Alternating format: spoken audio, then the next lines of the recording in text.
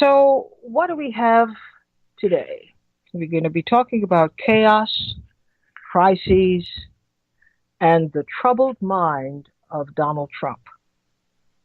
An administration still not yet fully formed and functional, more than a year after he's taken office, and with a revolving door almost off its hinges. Nepotism, cronyism, and corruption abound under an inexperienced leader whose ego needs supplant the needs of the nation. His needs come first. It worries the nation a great deal, as you can see. We are living under the constant threat of war. He wants a war, he will have a war. We're dealing with an uncertain future, the rising tide of hatred, and the emergence of a fascistic national mindset that is meant to redefine what it means to be American. And everywhere, the constant is chaos and crisis. President Donald Trump's natural and preferred habitat, his preferred way of doing things, his preferred way of being. We cannot function normally as a nation when the leader has shown time and again that he isn't normal. He is quite abnormal. And even though we can see that in Congress, in his cabinet, we've seen record numbers of people getting out, leaving this administration, moving on, resigning, or being fired because they turn out not to be compatible with Mr. Trump and his way of seeing and doing things. And yet this nation does not consider this a crisis. They consider what he's doing a crisis, but they don't consider him a crisis. It's, it's an amazing thing. And even those who are leaving, or those who have been fired, or those who are soon going to be out of his administration, one way or the other, there is no public discussion about the real crisis. The real crisis is Donald Trump. We've talked about this many times. They are seeing it. They're seeing the results of this so-called leader and the minions he has brought along to surround himself with. And his attitude that America is his own private personal property to do with whatever it is he chooses to do. Nobody is supposed to tell him anything. He doesn't have to follow any laws. He's the president. He bought the presidency. It's his. It's his property. And he doesn't have to familiarize himself with the laws that apply even to him. There's no need, because he knows everything. And yet we see the evidence before us every single day that the country is in disarray. People are very uncertain about the future. People are very unhappy because they don't know when the next shoe is going to drop. And yet nobody would say that the real crisis that America faces right now is that we have a very unstable and unqualified and unfit person in the White House. And when you look at all of these crises now that are full-fledged, you see that he's at the center of every single one of them.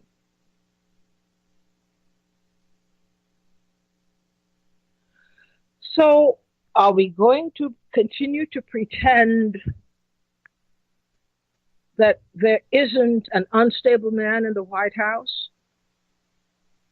A mentally unstable person in the White House, a person completely unfit for this job.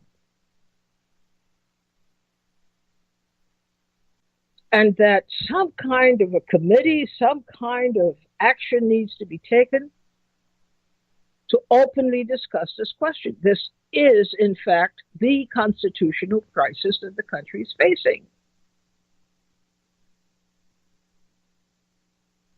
This president does not qualify for the job,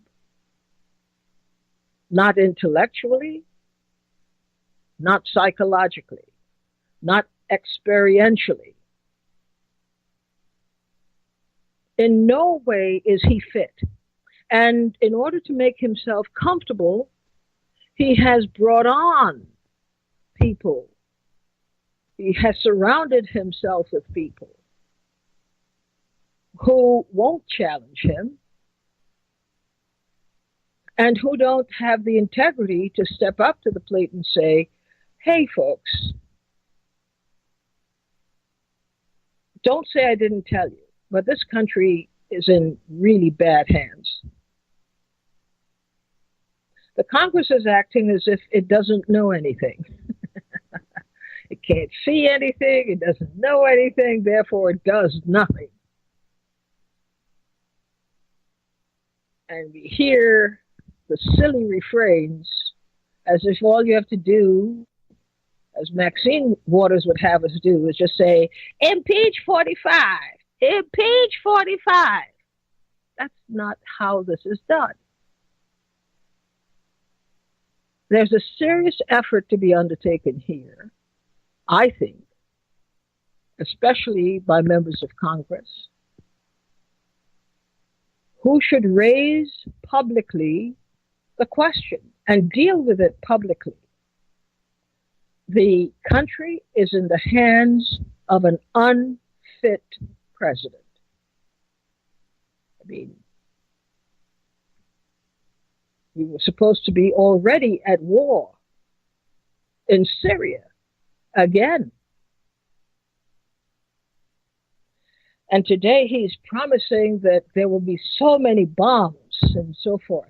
You know, this kind of silly, juvenile talk. A very serious matter. With the assumption that it all will be a one-way street. It is about the U.S. exercising power, as if countries are going to sit by and let themselves be targeted. And nobody's rating this guy in. We do know that the American Psychological Association and leading psychiatrists and psychologists have already said there's reason to be gravely concerned about a person who is not solid in his mind. There's reason to be concerned about that because he is the head of state. It's as if they said nothing. You know, people are coming up with these limp explanations. Well, he won, you know, he ran for office and he won. So what? I could run for office. If it comes to that, I could run for office. Am I the best person to run for office? Absolutely not.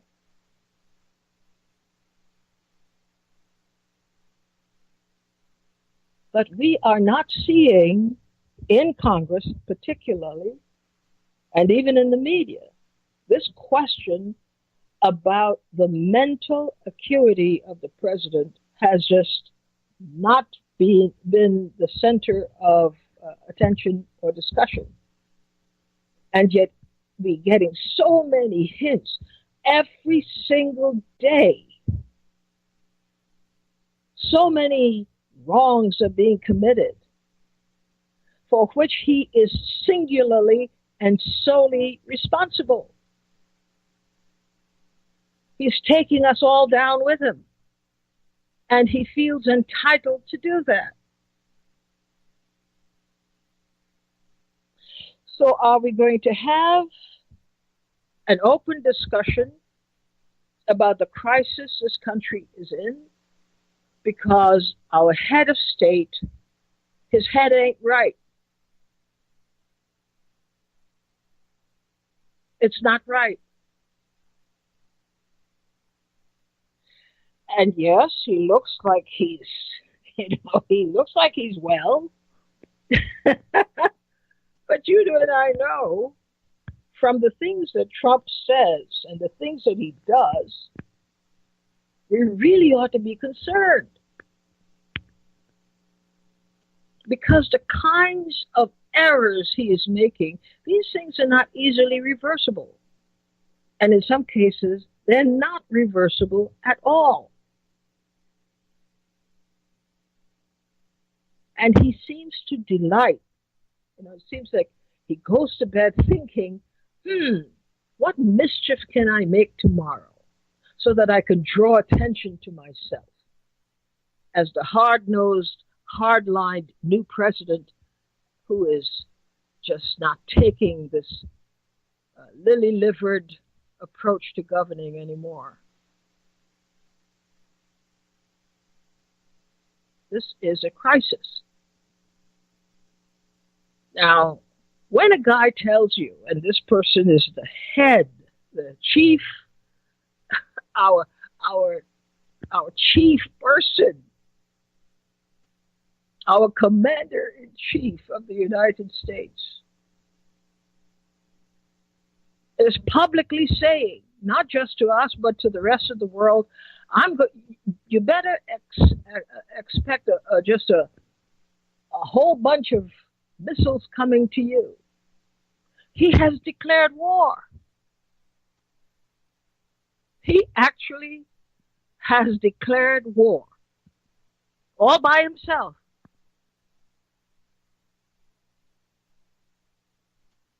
And we go along. We're just saying, well, that's Trump. He just talks a lot, but he doesn't mean this. Here's the thing: we need to understand that other countries are not interpreting this the same way.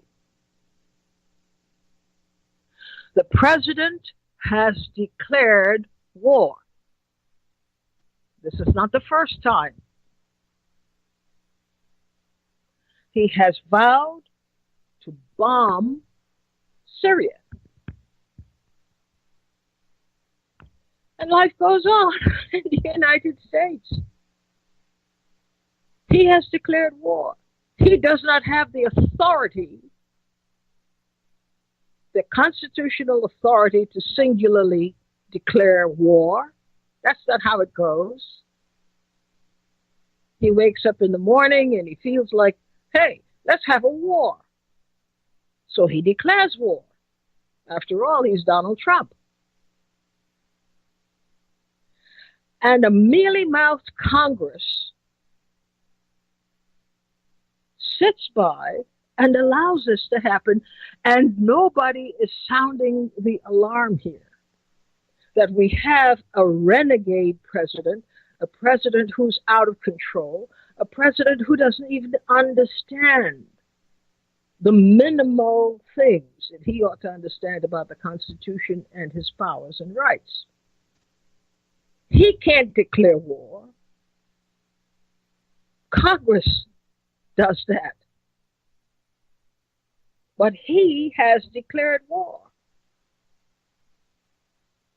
Now, here we are today. You're going about your business. Running your errands. You're doing your thing.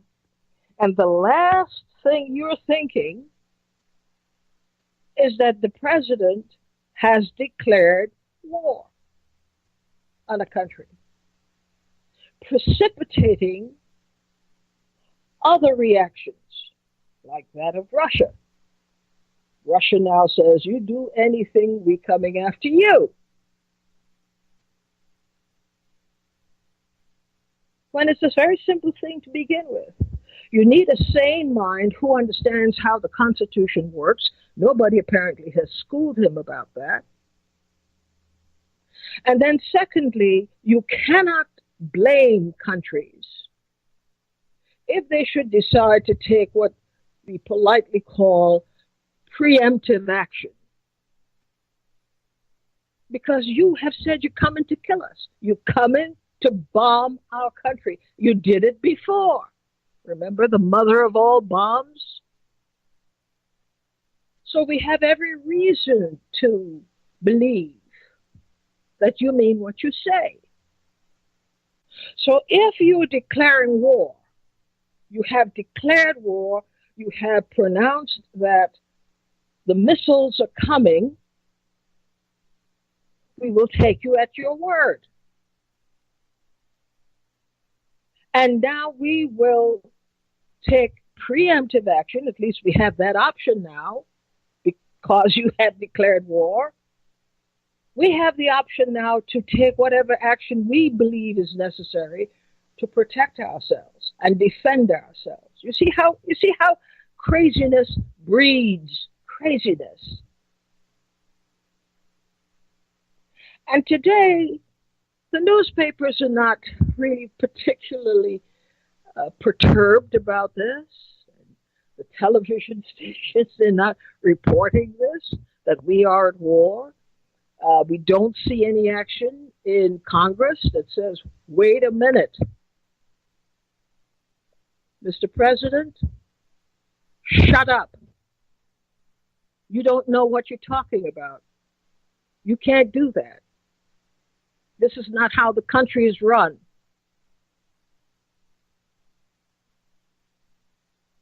You're putting every person in the United States of America at severe risk when you shoot your pie hole off like the way you do.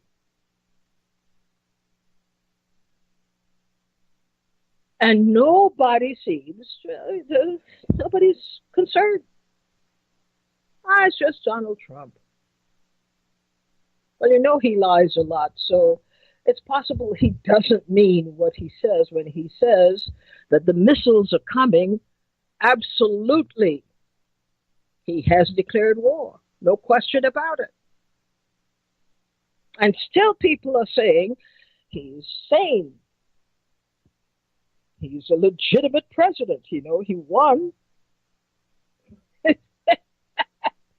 I say, why, am I the only one here in America walking around today, looking into the sky to find out if anything is falling down because our president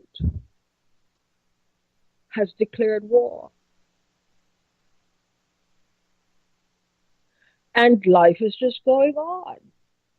People are catching the bus, they're taking the train, they're shopping, they're doing whatever they want to do in their normal lives. Because that can't be true. Yes, we know he lies a lot. Yes, we know he's quite grandiose about his opinions. But here's the fact. The fact is, the President of the United States has declared war, even though he does not have that authority, but he's done it. And everybody's calm. Because, well, he really didn't mean it when he said it, or He might have said it because he was passionate at that time. All kinds of stupid excuses. And nobody would say, it's time to reel this man in and put him in a program that would help him psychologically and emotionally, because he clearly is out of control.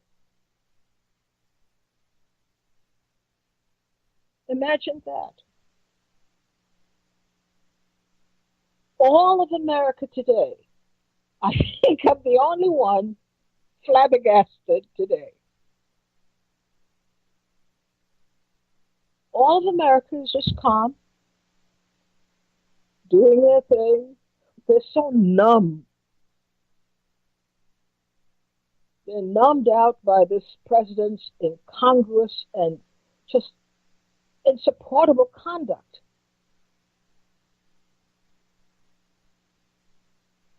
That today is just another day. Although we are at war, according to him. And in reaction to his pronouncements, in reaction to his warning to the world that the missiles are going to be falling, we have a counteraction. Russia says, you do that, and we're coming after you.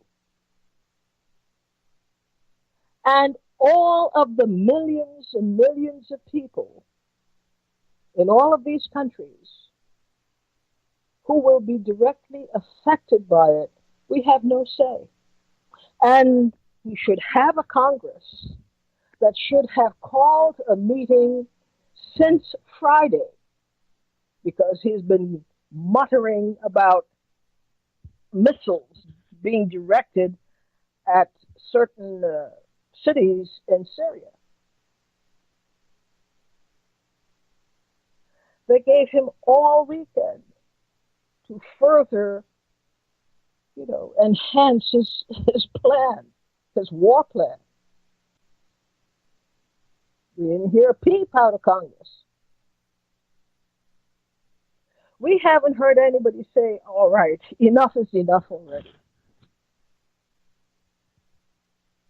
You have to go into some kind of treatment, and you have to be put on ice as president.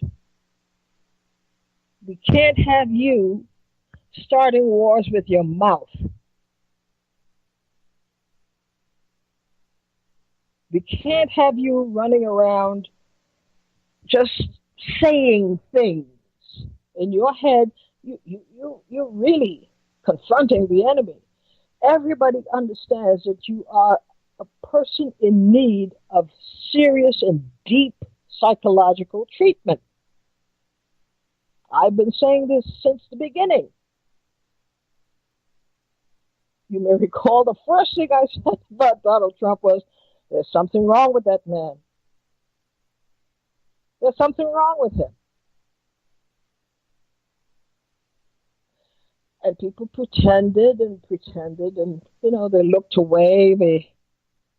All of that didn't matter. It's like these young people living in homes and being indulged to the max until one day they decide to blow away 17 people in school. Or little children.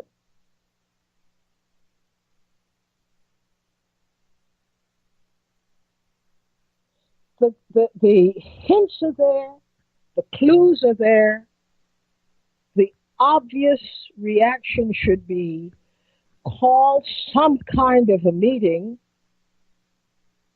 that puts this president under some kind of heavy manners so that he doesn't go shooting his silly mouth off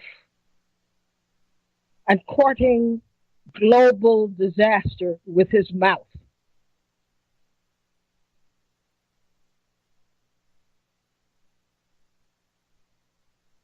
is not a joke.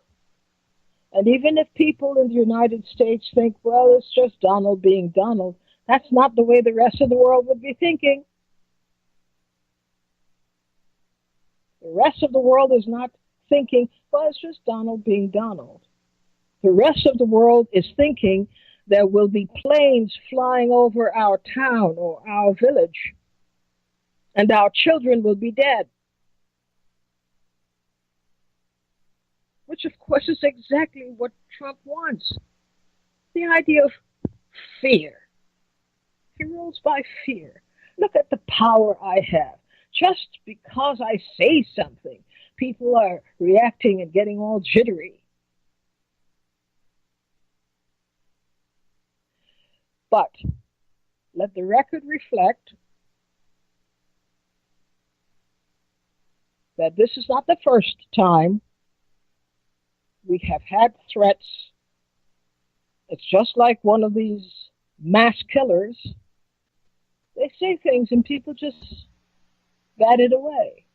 And then next thing you know, 57 and 58 people are dead. Oh, I didn't think they meant it. We have checks and balances. The generals won't obey an illegal order. Of course not. But he continues to talk like a maniac. He continues to talk like a person who's out of his head. And technically, the United States officially, at least from the mouth of this president, we are at war again in Syria, where previously, after talk like this, the mother of all bombs was dropped. Think about that.